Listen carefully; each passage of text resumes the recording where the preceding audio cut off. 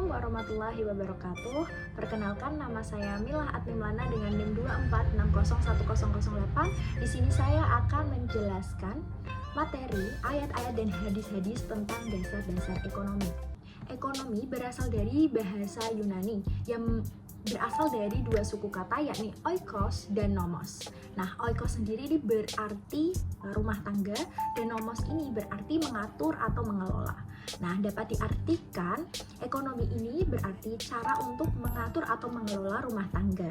Sedangkan dalam bahasa Arab, ekonomi ini juga diartikan dengan iktisoda yang berasal dari kata klosoda yang artinya keseimbangan atau equilibrium. Kemudian muncul istilah ekonomi Islam. Ekonomi Islam ini menurut salah satu pakar ekonomi, yakni Muhammad Al-Fanjari, menyebutkan bahwa ekonomi Islam ini merupakan segala sesuatu yang mengendalikan dan mengatur aktivitas ekonomi yang berdasarkan pokok-pokok Islam dan politik ekonominya. Kemudian ada prinsip-prinsip dalam ekonomi Islam. Yang pertama ada tauhid. Apa sih maksud tauhid dalam ekonomi Islam? Tauhid dalam ekonomi Islam ini ditujukan agar ekonomi mengikuti satu kaidah hukum, yaitu hukum Allah. Kemudian, prinsip ekonomi Islam yang kedua ada keadilan. Nah, keadilan ini merupakan prinsip utama dalam ekonomi Islam. Keadilan ini merupakan suatu kewajiban bagi semua masyarakat muslim. Dalam ekonomi, keadilan ini dapat diterapkan dalam berbagai aspek. Contohnya dalam penetapan harga, penetapan kualitas produk, perlakuan terhadap pekerja, bahkan dampak dari kebijakan ekonomi itu sendiri. Yang ketiga ada prinsip khilafah atau perwakilan. Manusia diberkahi semua kualitas seperti material, spiritual, dan mental yang memungkinkan untuk mereka hidup secara efektif. Dalam konteks pembangunan, Khalifatullah fil ard berarti bahwa manusia adalah agent of development. Kemudian yang keempat ada prinsip tazkiyah, yakni penyucian. Dalam konteks pembangunan, proses ini mutlak diperlukan sebelum manusia diserahi tugas sebagai agent of development. Jika proses ini dapat terlaksana dengan baik, apapun pembangunan dan pengembangan yang dilakukan tidak akan berakibat kecuali untuk kebaikan dirinya sendiri, masyarakat, ataupun untuk lingkungannya. Kemudian yang kelima ada prinsip falah atau kesejahteraan.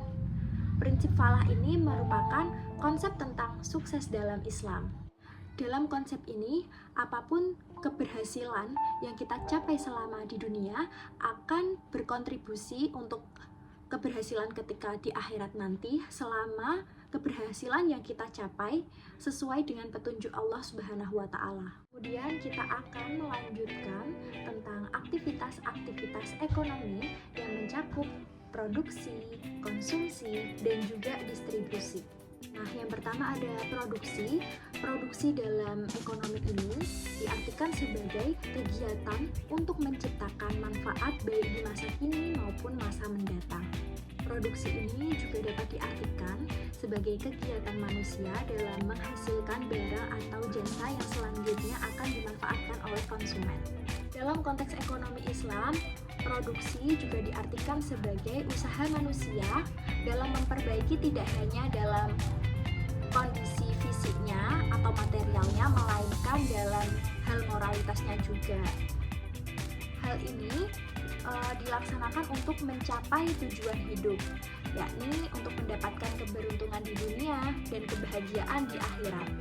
Adapun ayat dan hadis yang menjelaskan tentang produksi ini terdapat dalam surat An-Nahl ayat 80.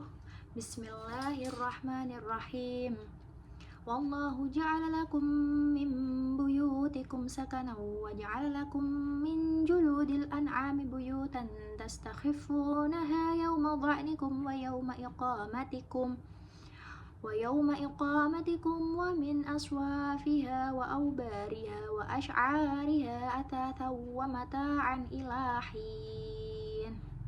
Yang artinya, Allah menjadikan bagimu rumah sebagai tempat tinggal dan Dia menjadikan bagimu dari kulit binatang ternak sebagai rumah yang kamu merasa ringan membawanya pada waktu kamu berpergian dan bermukim. Dijadikannya pula dari bulu domba, bulu unta, dan bulu kambing peralatan rumah tangga serta kesenangan sampai waktu tertentu. Kemudian dalam Sahih Bukhari juga disebutkan Rasulullah Shallallahu Alaihi Wasallam bersabda, tidak ada seseorang yang memakan satu makanan pun yang jauh lebih baik dari makanan hasil usaha tangannya sendiri, dan sesungguhnya Nabi Allah Daud alaihissalam memakan makanan dari hasil usahanya sendiri. Kemudian aktivitas ekonomi yang kedua ini ada konsumsi. Konsumsi merupakan kegiatan dari pemakaian atau penggunaan manfaat dari barang dan jasa. Konsumsi dalam Islam diposisikan sebagai suatu aktivitas ekonomi yang bertujuan untuk mengumpulkan pahala untuk mencapai falah, yakni kebahagiaan di dunia dan di akhirat. Motif berkonsumsi dalam Islam pada dasarnya adalah maslahah atas kebutuhan dan kewajiban. Adapun ayat yang menjelaskan tentang konsumsi terdapat dalam Quran surat Al-Baqarah ayat 168. Bismillahirrahmanirrahim. Ya ayyuhan nasu kulu mimma fil ardi halalan thayyiban wa la tattabi'u khutuwatis syaitan innahu lakum aduwwum mubin. Yang artinya, wahai manusia, makanlah sebagian makanan di bumi yang halal dan baik, dan janganlah mengikuti langkah-langkah setan, sesungguhnya ia bagimu merupakan musuh yang nyata. Adapun hadis yang menjelaskan tentang konsumsi antara lain dari Amr bin Shu'aib dari ayahnya, dari kakeknya berkata, Rasulullah Shallallahu Alaihi Wasallam bersabda, makan dan minumlah, bersedekahlah, serta berpakaianlah dengan tidak berlebihan dan tidak sombong. Hadis riwayat Nasa'i. Kemudian aktivitas ekonomi yang ketiga ada distribusi. Distribusi dalam Islam merupakan penyaluran harta kekayaan yang ada, baik dimiliki oleh pribadi maupun umum kepada orang yang berhak menerimanya. Tujuan utamanya adalah untuk meningkatkan kesejahteraan masyarakat dengan menerapkan peraturan yang berlaku dalam Islam. Adapun ayat yang menjelaskan tentang distribusi ini terdapat pada Quran surat Az-Zariyat ayat 19. Bismillahirrahmanirrahim. Wa fi amwalihim haqqul lisaili wal mahrum. Yang artinya, pada harta benda mereka ada hak bagi orang miskin yang meminta dan yang tidak meminta.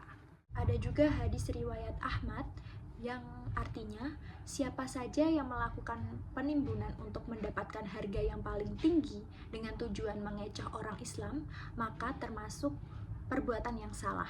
Hadis riwayat Ahmad. Kemudian ada penerapan ekonomi Islam.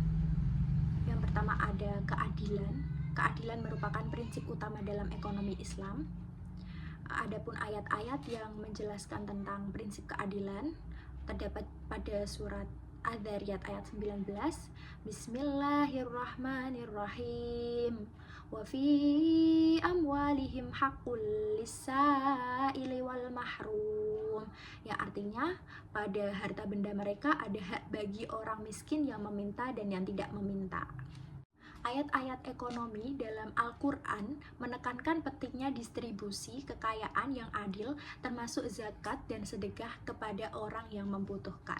Kemudian, penerapan ekonomi Islam lainnya ada di antaranya diperbolehkan jual beli dan diharamkannya riba. Hal ini terdapat dalam Quran surat Al-Baqarah ayat 275. Bismillahirrahmanirrahim. Alladzina ya'kuluna riba la yaqumuna illa kama yaqumul ladzi yatakhabbathu asyaitanu minal mas. Dzalika bi annahum qalu innamal bay'u mithlur riba wa ahallallahu al-bay'a wa harrama ar-riba. Faman ja'ahu maw'idatun min rabbih fantaha falahu ma salaf wa amruhu ilallah wa man 'ada fa ulaika ashabun nar hum fiha khalidun. Artinya, orang-orang yang memakan atau bertransaksi dengan riba tidak dapat berdiri, kecuali seperti orang yang berdiri sempoyongan karena kesurupan setan. Demikian itu juga terjadi karena mereka berkata bahwa jual beli itu sama dengan riba, padahal Allah telah menghalalkan jual beli dan mengharamkan riba. Siapapun yang telah sampai kepadanya peringatan dari Tuhannya menyangkut riba, lalu dia berhenti sehingga apa yang telah diperolehnya dahulu menjadi miliknya dan urusannya terserah kepada Allah. Siapa yang mengulangi transaksi riba, mereka itulah penghuni neraka. Mereka kekal di dalamnya. Kemudian penerapan ekonomi Islam juga terdapat dalam transparansi dan nilai kejujuran.